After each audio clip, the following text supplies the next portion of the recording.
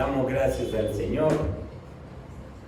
Nos disponemos entonces, dentro de todos estos invitados, no podía faltar el que predicara hoy.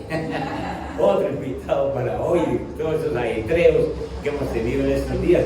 Y está con nosotros el profe Sandro. Qué bueno que podamos escuchar la palabra que Dios nos tiene en este tiempo y ser bendecidos. Así es de que listos para escuchar la palabra. Padre que estás en los cielos, gracias, bendito Dios y Padre, por bendecirnos. Tú has puesto una palabra, Señor, en nuestro hermano Sandro, y gracias por bendecirnos con esa palabra en Cristo Jesús. Amén. Amén. Amén. Muy buenos días para todos. Qué alegría volverlos a ver. Llevaba ya meses sin venir, pero bueno, el Señor sigue haciendo su obra en nuestras vidas. Quisiera iniciar, no sé si algunos de ustedes escucharon esta canción que se basa en el capítulo 1 de Jonás. Claro que yo no canto tan bien como ella, entonces seguramente está un día soleado y ahorita se va a nublar y va a empezar a llover después de que yo cante. Yo me llamo Sandro, pero no le hago honor al nombre, se los aseguro. Como cantantes son muy buen teólogo. La canción dice así: Jonás no le hizo caso a la palabra de Dios, y vino un pez muy grande y ¡suas! Se lo comió. ¿La han escuchado? ¿Han escuchado esa canción? No se la sabían. Señor los perdone. Es un clásico del cristianismo, hermanos. Es una canción que normalmente se les enseña a los niños en la escuela dominical. Vamos a cantar juntos, ¿listo? 1, 2, 3. Jonás no le hizo caso a la palabra de Dios, y vino un pez muy grande y ¡suaz! Se lo comió. Y esta canción, como todas las canciones cristianas, tiene una teología detrás. Y en esa teología, ¿qué es lo que se refleja? Que Jonás desobedece al Señor y como consecuencia de eso viene un pez y se lo traga. Entonces, el pez es la expresión del juicio de Dios sobre la desobediencia de Jonás. ¿Amén? Amén. Eso es lo que expresa la canción. Y estamos hablando del libro de Jonás, Antiguo Testamento. Entonces, esto ejemplifica mucho lo que se dice en cuanto en el Antiguo Testamento Dios se expresa como un Dios de juicio. Sí, el Dios que da estas órdenes de que se haga esto, que se haga esto otro, es un Dios de juicio. Pero en el Nuevo Testamento, con Jesucristo, es el Dios de la gracia. Entonces estamos en el Antiguo Testamento, el Dios de juicio; en el Nuevo Testamento, el Dios de la gracia por medio de Jesucristo. ¿Amén? Amén. Pues eso no es bíblico, hermanos. Dios, desde el Antiguo Testamento, muestra su gracia, que tiene su mayor expresión en Jesucristo. Pero desde el Antiguo Testamento Dios ya viene mostrando su gracia. Y vamos a través del libro de Jonás a ver la gracia de Dios desde allí, desde un libro del Antiguo Testamento. Y vamos a ver qué tan adecuada es la teología de esta canción que nosotros acabamos, algunos de aprender, otros de recordar.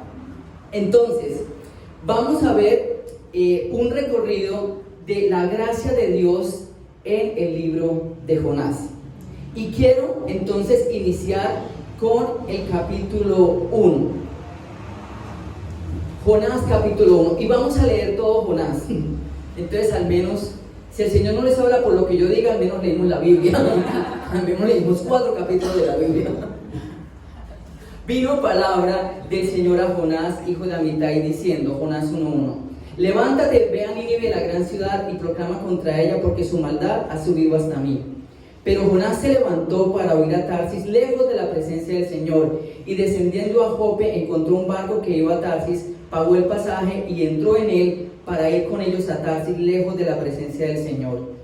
Y el Señor desató sobre el mar un fuerte viento y hubo una tempestad tan grande en el mar que el barco estuvo a punto de romperse.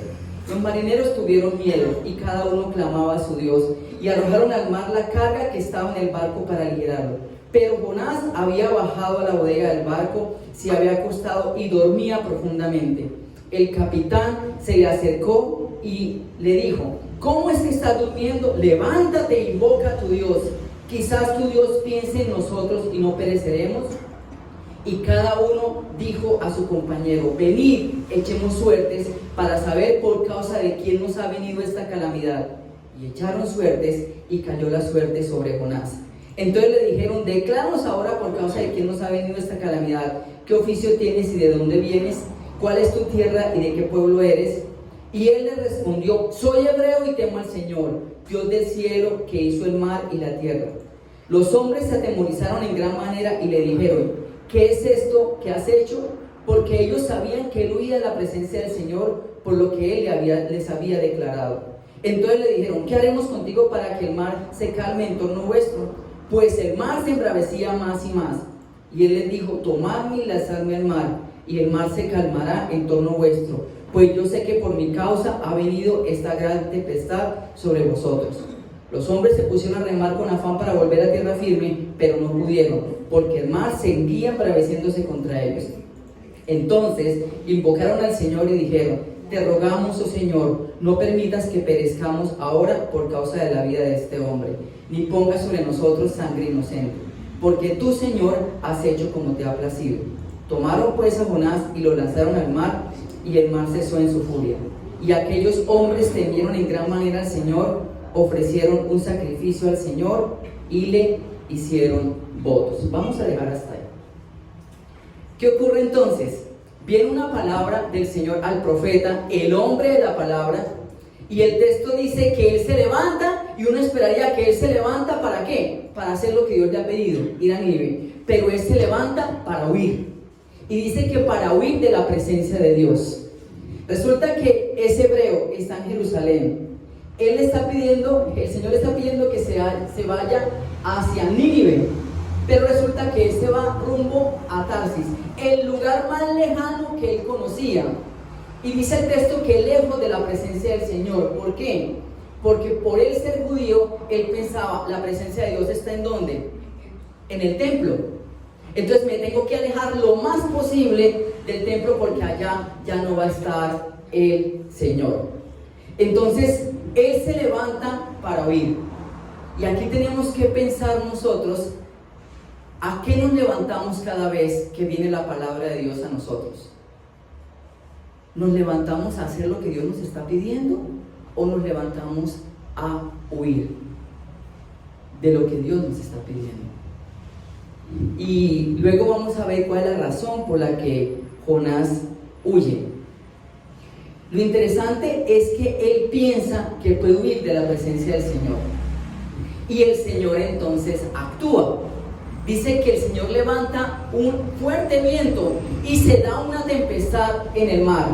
El texto deja claro que es el mismo Señor el que está creando la tormenta. Y se da toda esta situación y todo este alboroto, y al final la conclusión es: bueno, para que se calme esta tormenta, échenme al mar, porque yo sé que es por mi causa que se está dando esto.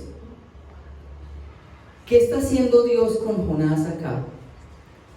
Le está diciendo a Jonás, le está mostrando: Jonás, es que tú no puedes huir de mi presencia.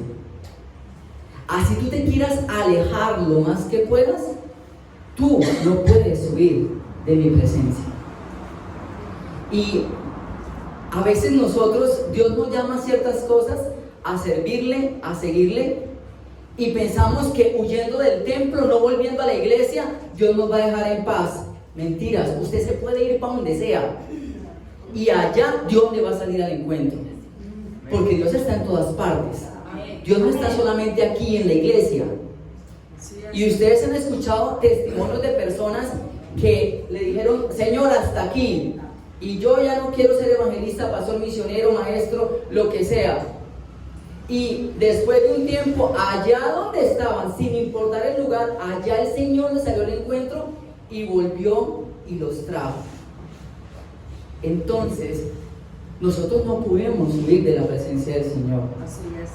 Y si Dios nos ha llamado a algo, de allá donde estemos y donde pensemos que podemos huir, allá va a llegar el Señor. Ahora, hay algo que es bien importante aquí, y es que el Señor, en la manera como actúa, le está diciendo: Jonás, es que tú no puedes huir de mi presencia. Y Jonás le dice: mira la actitud de Jonás. Sí, listo, entiendo, no puedo huir de tu presencia, pero prefiero estar muerto antes de ir a Nínive. Entonces lánceme al mar, y yo sé que voy a morir y voy a pagar por mi desobediencia, pero yo a Nínive no voy. Miren la manera como el profeta de Dios se está revelando a Dios mismo. O sea, este es un hombre que está desobedeciendo, y está desobedeciendo con todos los juguetes. Al principio el texto menciona que él encontró un barco, pagó el pasaje y entró en él para huir con ellos a Tarsis, lejos de la presencia del Señor. Y aquí se ve en toda esta sección un proceso de que cada vez Jonás desciende y desciende y desciende más, en medio de intentar huir de la presencia del Señor. Entonces estamos frente a un hombre que está de frente desobedeciendo al Señor, que está yendo en contra directamente de lo que Dios le ha pedido. Ahora, hasta aquí usted diría: la teología de la canción está perfecta. Si la historia terminara acá, uno diría: perfecto, este hombre desobedece, Dios manda la tormenta, este hombre termina muerto en el mar. ¿Sí o no? Sí. Entonces, esto que pasó ahí, entonces este hombre está pagando a causa de su pecado. Pero resulta que en el versículo 17, cuando uno piensa que la historia terminó, Dios actúa nuevamente y mueve la historia. Y vamos a leer entonces la siguiente parte del texto. Y el Señor dispuso un gran pez, estoy en 1:17, estoy leyendo desde la Biblia de las Américas. Y el Señor dispuso un gran pez que se tragara a Jonás, y Jonás estuvo en el vientre del pez 3 días y 3 noches. Entonces expresa Jonás una oración al Señor su Dios desde el vientre del pez, y dijo: en mi angustia clamé al Señor y Él me respondió. Dios ya le respondió, ojo con eso. Desde el seno del Seol pedí auxilio y tú escuchaste mi voz, pues me habías echado a lo profundo en el corazón de los mares, y la corriente me envolvió. Todas sus encrespadas olas y tus ondas pasaron sobre mí. Entonces dije: he sido expulsado delante de tus ojos, sin embargo volveré a mirar hacia su santo templo. Me rodearon las aguas hasta el alma, el abismo me envolvió, las algas se enredaron a mi cabeza, descendí hasta las raíces de los montes, la tierra con sus cerrojos me ponía cerco para siempre. Pero tú sacaste de la fosa mi vida, oh Señor Dios mío. Cuando en mí desfallecía mi alma, del Señor me acordé, y mi oración llegó hasta ti, hasta tu santo templo. Los que confían en vanos ídolos su propia misericordia abandonan, mas yo, con voz de acción de gracias, te ofreceré sacrificios. Lo que prometí pagaré, la salvación es del Señor. Entonces el Señor dio orden al pez, y éste vomitó a Jonás en tierra firme. Entonces estamos frente a una oración donde Jonás expresa su arrepentimiento. ¿Amén? Amén. No. Esta es una oración de acción de gracias. En el libro de Jonás todos se arrepienten. ya lo verán, Nínive, Dios se arrepiente. Hasta los animales están ayunando. El único que no se arrepiente es Jonás. Y lo vamos a ver ahora. Esta es una oración de acción de gracias. ¿Por qué? Porque en esa oración Él nos cuenta lo que pasa cuando Él cae al mar. Cuando Él cae al mar, ve que Él está a punto de morir. La expresión es: Él estaba en el Seol, desfallecía mi alma, el corazón de los mares me tragaba. Todas esas expresiones lo que están mostrando es que Él siente que va a morir. Y en medio de estar ahí a punto de morir, dice: Señor, no quiero morir, haz algo. ¿Y qué pasa? Dios actúa, escucha su oración y manda el pez, y el pez se lo traga. Si Dios no manda el pez, Jonás se muere. Entonces, el pez no es la expresión del juicio de Dios sobre Jonás. El gran pez es la expresión de la salvación de Dios sobre un profeta que de frente venía diciéndole: yo no voy a obedecer lo que tú me estás pidiendo. Yo prefiero estar muerto antes que ir a Nínive. Entonces, ¿la teología de la canción es adecuada? No, porque es que el gran pez es la expresión de la gracia de Dios sobre Jonás, de la salvación que el Señor mandó para Jonás. Si el Señor no manda el gran pez, Jonás termina ahogado en el mar. Entonces, aquí nosotros vemos la gracia de Dios en la vida de Jonás. En el sentido de un profeta que de frente ha ido en contra de lo que Dios le está pidiendo, y Dios, a pesar de eso, tuvo misericordia y envió el gran pez, y el pez entonces termina siendo el medio que Dios utiliza para salvarlo. Y el texto dice que Dios dispuso un gran pez. Fue Dios el que dispuso esto. Entonces, aquí se está mostrando la gracia de Dios con un hombre, con un profeta que estaba desobedeciendo de frente al Señor. Él expresa: las salvaciones del Señor, claro, porque Dios lo acaba de salvar. Recuerden que el significado básico de salvación es librar de la muerte. Entonces, él expresa una oración de agradecimiento, de acción de gracias al Señor dentro del gran pez, porque Dios lo ha salvado. Entonces, nosotros reconocemos que nuestra salvación es por gracia. ¿Reconocemos eso? Usted ya tiene miedo de decir amén, ¿cierto? Es que uno no tiene que decir amén, amén así como... No, uno tiene que pensar cada vez que dice amén, para ver qué es lo que está diciendo, no repetirlo como un loro.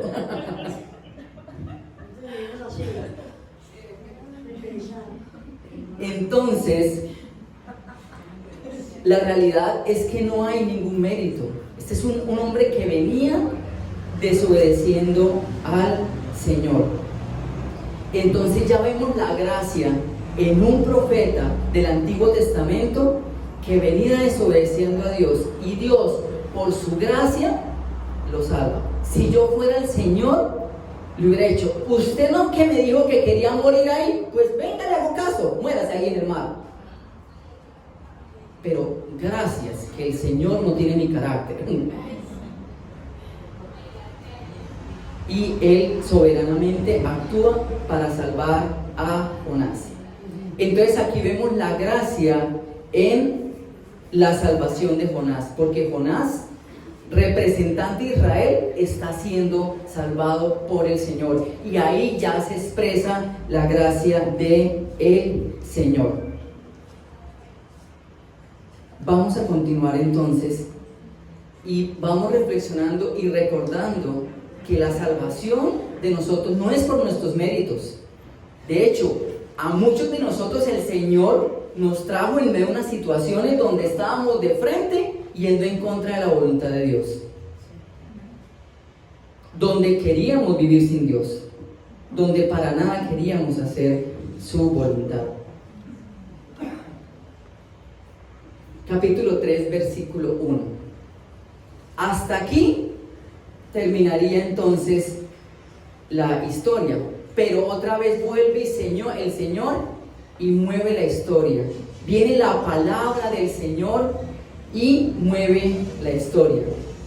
Vino palabra del Señor por segunda vez a Jonás diciendo: levántate, ve a Nínive, la gran ciudad, y proclama en ella el mensaje que yo te diré. Y Jonás se levantó y fue a Nínive conforme a la palabra del Señor. Y Nínive era una ciudad sumamente grande, de un recorrido de 3 días. Jonás comenzó a recorrer la ciudad camino de un día y proclamaba diciendo: dentro de 40 días Nínive será arrasada. Y los habitantes de Nínive creyeron en Dios y proclamaron ayuno y se vistieron de cilicio desde el mayor hasta el menor de ellos. Cuando llegó la noticia al rey de Nínive, se levantó de su trono, se despojó de su manto, se cubrió de cilicio y se sentó sobre ceniza. E hizo proclamar y anunciar en Nínive por decreto del rey y de sus grandes, diciendo: ni hombre ni bestia, ni buey ni oveja prueben cosa alguna. No pasten ni beban agua, sino cúbranse de cilicio hombres y animales. Y clamen a Dios con fuerza, y vuélvase cada uno de su mal camino y de la violencia que hay en sus manos. ¿Quién sabe? Quizá Dios se vuelva, se arrepienta y aparte el ardor de su ira y no pereceremos. Y vio Dios sus acciones, que se habían apartado de su mal camino. Entonces se arrepintió Dios del mal que había dicho que les haría y no lo hizo. Entonces Dios viene ahora y mueve la historia, y lo que mueve la historia es la palabra del Señor. La protagonista aquí es la palabra del Señor. Entonces Jonás va y predica arrepentimiento en Nínive: arrepiéntanse, y ellos se arrepienten. Amén. Pues no, miren el texto. Lo que Jonás va y predica es juicio. Dentro de 40 días Nínive será destruida. Él lo que menos quiere es que Nínive se arrepienta. Él lo que quiere es el juicio. En esa parte del texto hay un término en hebreo que es el mismo término que se usa en la destrucción de Sodoma y Gomorra. Entonces, lo que Jonás tiene en mente es que con Nínive pase exactamente lo mismo que lo que pasó con Sodoma y Gomorra. Bien merecido se lo tienen, pecadores. Porque es que el texto dice que su maldad ha subido hasta el Señor. Es un pueblo malvado, completamente malvado. La cuestión es que contra todos los pronósticos era un plazo de 40 días. La ciudad era de 3 días de camino para recorrerlo. Pero Jonás empieza a proclamar juicio en un día, ¿y qué pasa? El pueblo empieza a reaccionar a esa palabra. Dice que el pueblo cree en ese mensaje y el rey también actúa. Lo que llama la atención es que en contraste con un profeta que se han presentado renuente ante la palabra de Dios, estamos ante una Nínive que reacciona apresuradamente a la palabra de Dios, prontamente. Y aquí nos debemos preguntar nosotros: ¿qué tan pronto reaccionamos a la palabra de Dios? ¿A la primera vez? ¿O a la segunda? ¿O a la tercera? ¿O usted ya perdió la cuenta de cuántas veces el Señor nos ha llamado a una cosa en particular que tenemos que arrepentirnos y nosotros nos hacemos los locos y decimos: sí, Señor, pero salimos a hacer exactamente lo mismo?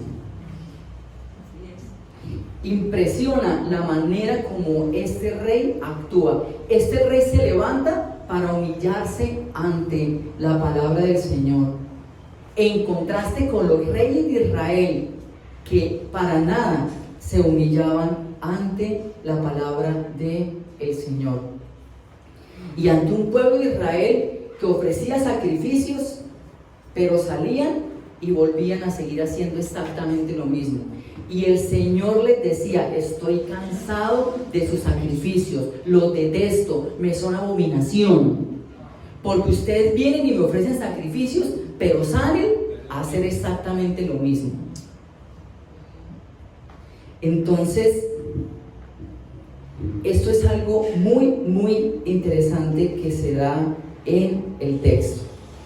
Y como les mencioné, en el libro de Jonás, todos se arrepienten excepto Jonás. Aquí está Nínive arrepintiéndose. Y tengo que explicar el concepto básico de arrepentimiento.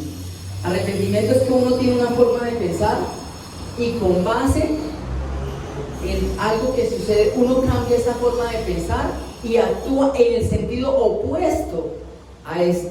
Uno cambia de parecer, pero cambia de actuar. Dese en cuenta que lo que generó el actuar de Dios de detener el juicio contra Nínive fue las acciones de ellos, fue la manera como actuaron.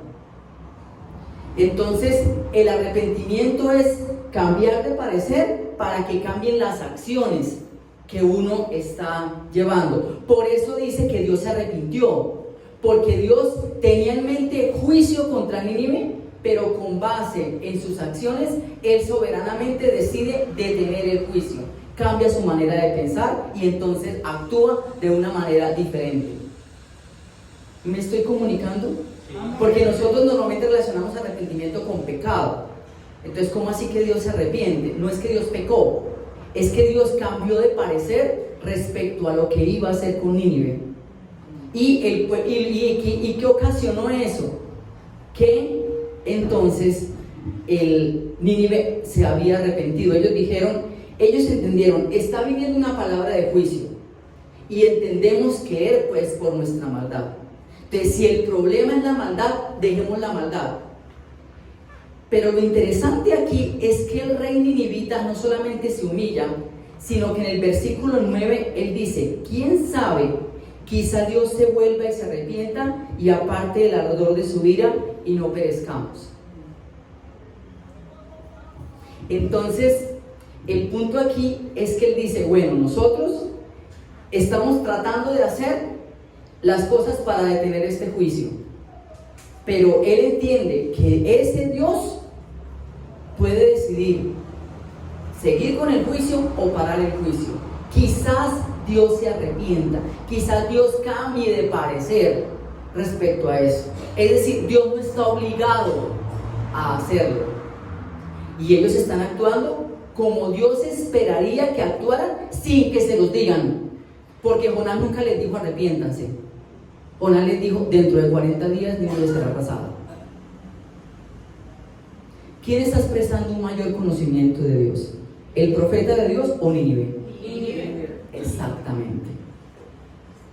Y esto contrasta muchísimo con la actitud del pueblo de Israel. Contrasta bastante con esto. Entonces, es muy importante que nosotros reconozcamos esto, porque esto va en contraste también con Israel, que de alguna manera se comió el cuento de el Señor está siempre obligado a perdonarnos.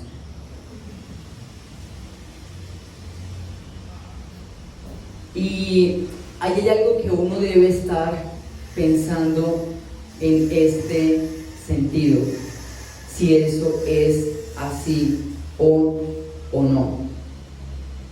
Entonces, nosotros vemos la gracia en la salvación de Nínive. Otra vez, el concepto básico de salvación acá es librar de la muerte. Ellos iban a ser exterminados por el Señor, por el mismo Señor.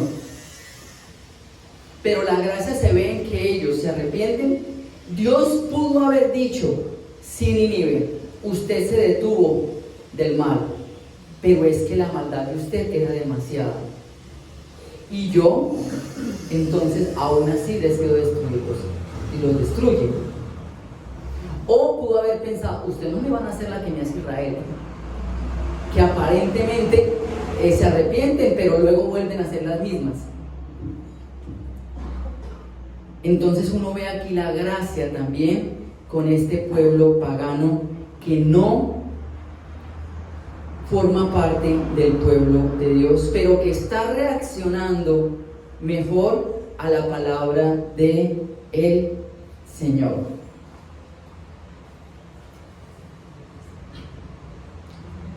Ahora, el punto aquí es lo siguiente, y esta es la parte clave del texto. El Señor venía llamando a Israel, reino del norte, antes del exilio. Israel, arrepiéntase o yo los voy a destruir. Arrepiéntanse o ustedes van a pagar las consecuencias de su pecado. Israel, ay sí Señor, nosotros nos arrepentimos, y ay, te ofrecemos sacrificio y todo eso, y salían a hacer exactamente lo mismo. Entonces el Señor por medio de profetas como Oseas, como Amós, les venía hablando, les hablaba de su gran misericordia, de su gran amor hacia ellos, pero aún así ellos no se arrepintieron. Y el Señor les manda otra expresión de su gracia a ellos, y es el ejemplo de Nínive. Les está diciendo: Israel, si la malvada Nínive se pudo arrepentir genuinamente, ¿cómo no vas a poder hacerlo tú, Israel? Porque es que el arrepentimiento de Nínive es genuino. El texto dice: y vio Dios sus acciones, que se arrepintieron del mal y se convirtió Dios, etc. Entonces, el arrepentimiento de ellos es netamente genuino, es completamente genuino. Entonces, la palabra del Señor que llega a ellos a invitarlos al arrepentimiento, colocando como ejemplo la malvada Nínive, es una expresión de su gracia, de decirles: mire, si ellos pueden, ustedes también. Y en ese sentido nosotros reconocemos que cuando Dios nos llama al arrepentimiento es una expresión de su gracia. ¿Por qué nadie dijo amén? No sé qué ya te entendí de decir. Pero eso es una expresión de la gracia de Dios. El hecho de que Él nos llame a arrepentirnos y que llegue y mande una palabra para decirnos: todavía hay cosas que debes cambiar en tu vida, todavía hay cosas que tienes que transformar, y todos estamos en ese proceso. Yo, el pastor, todos aquí estamos en ese proceso, sin importar el tiempo que llevemos. Y aquí está la parte clave de este tema de la gracia. Y es cuando la gracia se vuelve en desgracia, o la gracia se convierte en desgracia. Y ya les voy a decir por qué.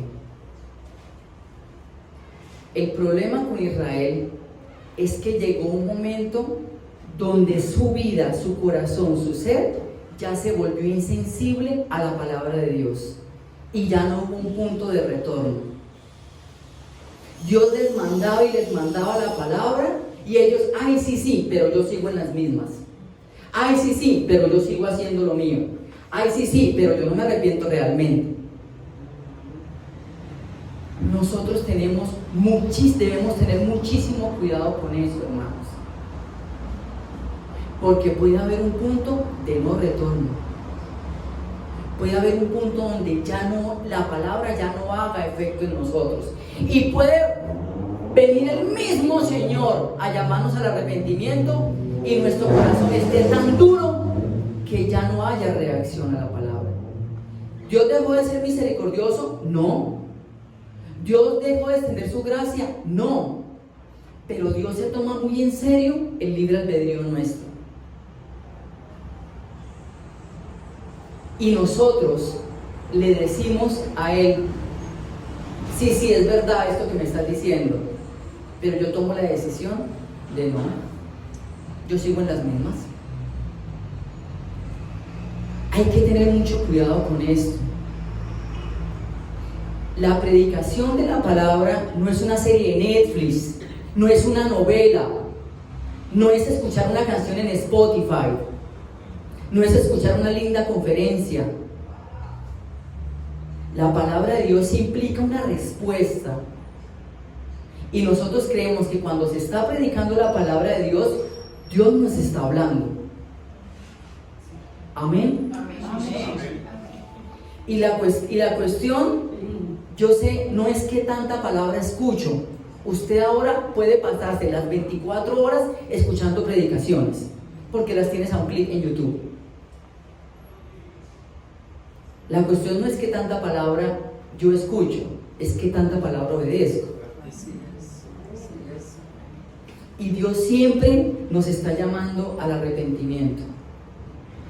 Yo les confieso algo, que para mí este es uno de los más grandes temores, porque yo estoy siempre expuesto a la palabra de Dios por ser profesor en una universidad que su énfasis es la Biblia. Entonces, mi libro de trabajo, por decirlo, es la Biblia. Y a mí la Biblia se me puede convertir en la álgebra de Baldor. Yo soy ingeniero civil. Entonces, que se vuelva en mi texto de estudio, pero que Dios no me hable. Cuando eso pase, yo sé que tengo que arrodillarme y pedirle al Señor y clamar que por favor Él me hable.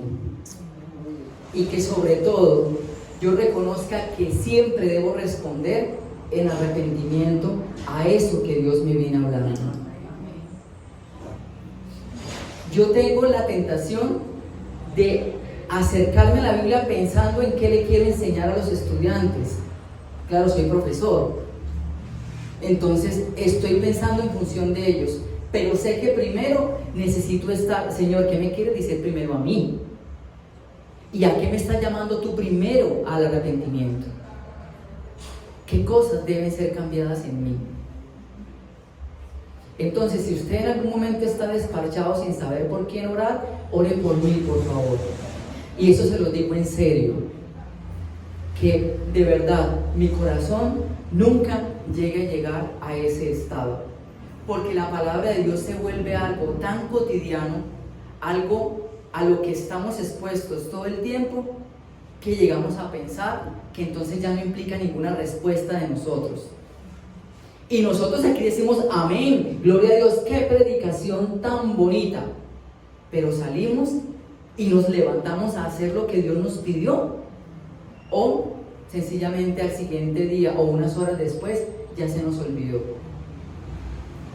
Y yo no estoy diciendo que sea fácil, pero por eso necesitamos de la palabra de Dios que nos ayuda y nos recuerda cómo es que debemos vivir nosotros como pueblo de Dios. Así es. Amén. Entonces es muy importante que recordamos esto. Entonces estoy siendo claro de esto de cuando la gracia se convierte en desgracia, porque puede llegar el momento que la gracia de Dios, no porque Dios haya dejado de ser misericordioso, Dios sigue siendo Dios, su carácter no cambia.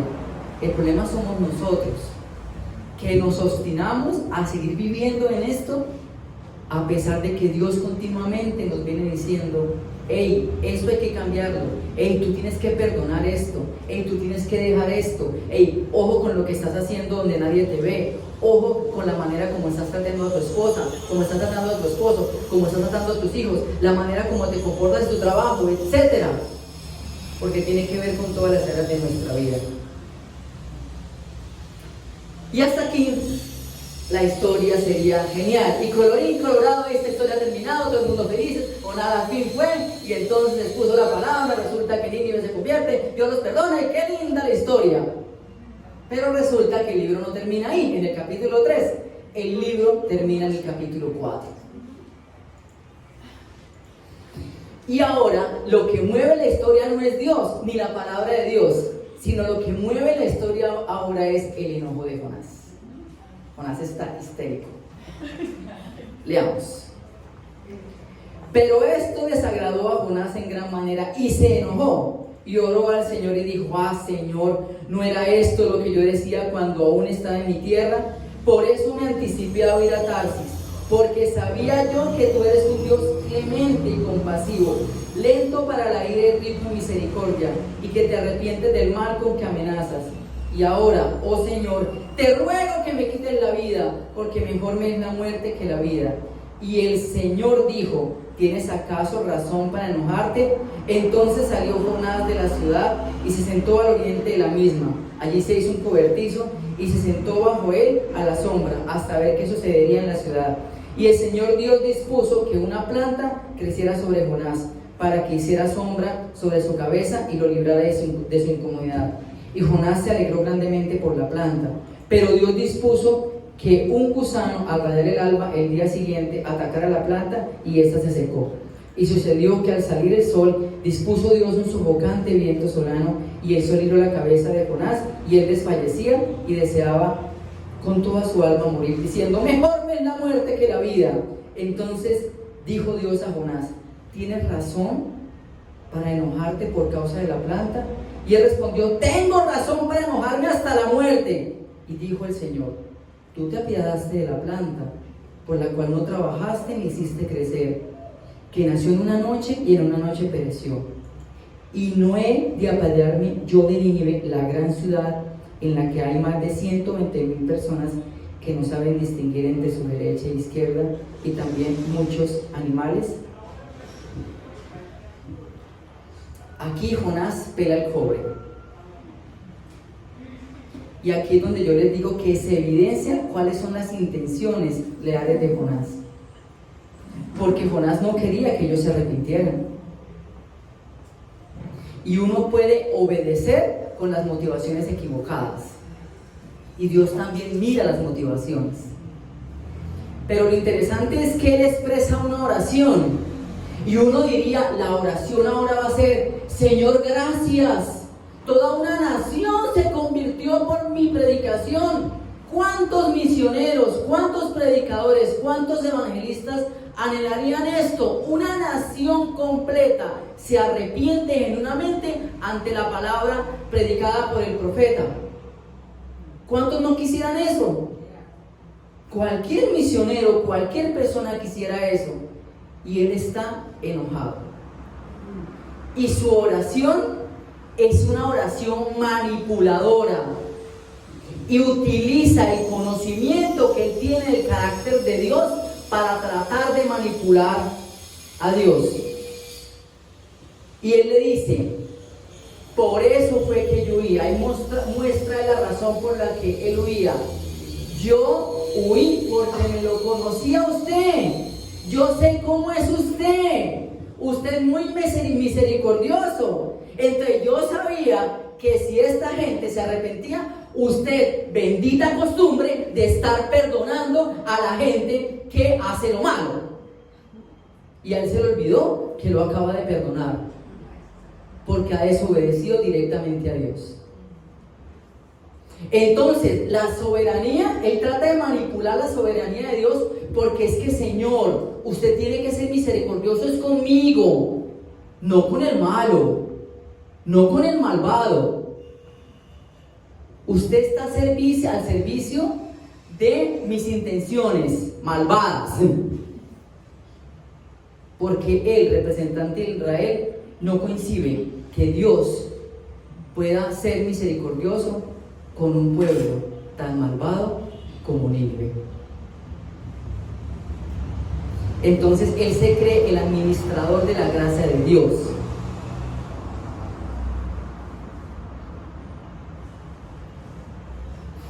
Y a veces nosotros también.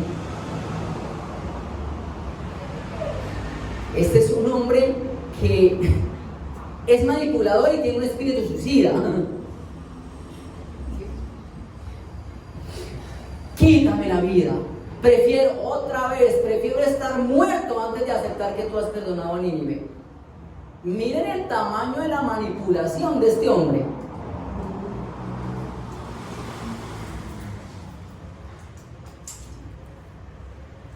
Terrible Jonás, ¿cierto? Qué muchachito. Pero es que nosotros somos iguales. A nosotros nos incomoda muchísimo cuando el Señor extiende su gracia con aquellos que consideramos que no son dignos de su gracia. Que cuando el Señor extiende su gracia sobre el que me causó daño, sobre el que abusó de mí cuando yo era niño, sobre el que me lastimó tanto, el que yo considero mi enemigo. Nos incomoda. ¿Qué si el Señor nos está llamando a llevarle la palabra a aquella persona que abusó de nosotros, o que nos hizo daño, o que afectó a nuestra familia? ¿Estamos obedeciendo? Entonces, la gracia de Dios se ve aquí nuevamente con Jonás. Si yo fuera el Señor, otra vez, está muy bravo y quiere morirse, pues bueno, bien pueda. Pero impresionante la paciencia y el proceso pedagógico de Dios con Jonás para decirle, pero ¿cómo no voy a tener yo misericordia de Nínive si yo la creé? Ella es mi creación. Usted se puso todo triste por la planta que usted no creó, pero como la planta estaba en función de su beneficio, entonces le duele. Pero ¿cómo no voy a tener yo misericordia de este pueblo si yo lo creé? Son mi creación también. Entonces la gracia de Dios es para el pueblo de Dios, pero también para los que no son pueblo de Dios. Nosotros hubo un tiempo en que no éramos pueblo de Dios y Dios tuvo gracia y nos permitió ahora ser parte de su pueblo y experimentar su misericordia, pero fue por su gracia, fue por su misericordia. Jonás está bravo, está completamente enojado con el Señor, y lo que Dios le está mostrando es que él entienda la misericordia de Dios. Y de alguna manera lo que está ocurriendo allí, lo que Jonás le está diciendo es: sí, yo sé que tú eres misericordioso, pero no me pidas que yo lo sea. Y el arrepentimiento tiene que ver con eso, con que nosotros cada vez reflejemos más el carácter de Dios. No es tener solamente un conocimiento de Dios, es tener su carácter. Y nosotros somos el resultado de la misericordia de Dios. Y seguimos un Dios que es misericordioso. Así es, entonces, uno diría que esto es solamente para el Antiguo Testamento, personas que tenían endurecido su corazón. Pero vamos a Mateo 12:41. Mateo 12:41, para que veamos una cuestión allí de cómo en el Nuevo Testamento también hubo personas donde no hubo ese proceso de retorno. Los hombres de Nínive se levantarán con esta generación en el juicio y la condenarán, porque ellos se arrepintieron con la predicación de Jonás. Y mirad, algo más grande que Jonás está aquí. Están los escribas y fariseos frente a Jesús mismo, diciéndole: háganos un milagrito a nosotros. O sea, como pedir algo por rápido, como si la cuestión ahí fuera de venga, háganos aquí, entonces le creemos. El punto acá es que Jesús les está mostrando que su corazón se ha endurecido tanto que vino el mismo Señor, Dios mismo, y les predicó, y ellos no lo reconocieron, los que supuestamente debían conocerlo.